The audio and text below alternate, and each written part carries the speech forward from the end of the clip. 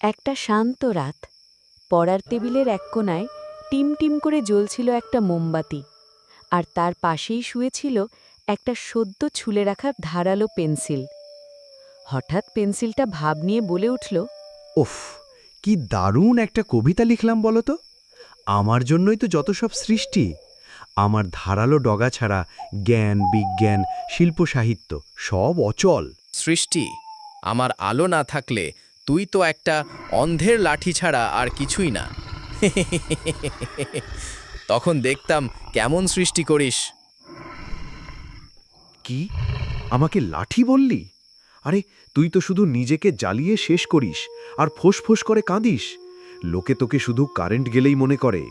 আমি হলাম চিন্তার ধারক। শোন, আমি নিজেকে উৎসর্গ করি সম্মানের সাথে। আর তোকে তোকে তো লোকে ভোতা হলেই ধরে বিশ্রীভাবে ছিলে ফেলে। কি কষ্ট, তাই না? ভাবতেই আমার গা গলে যাচ্ছে। ছিঁড়ে ফেলুক, কিন্তু আমার লেখা গল্প বা আঁকা ছবিগুলো থেকে যায় সারা জীবনের জন্য।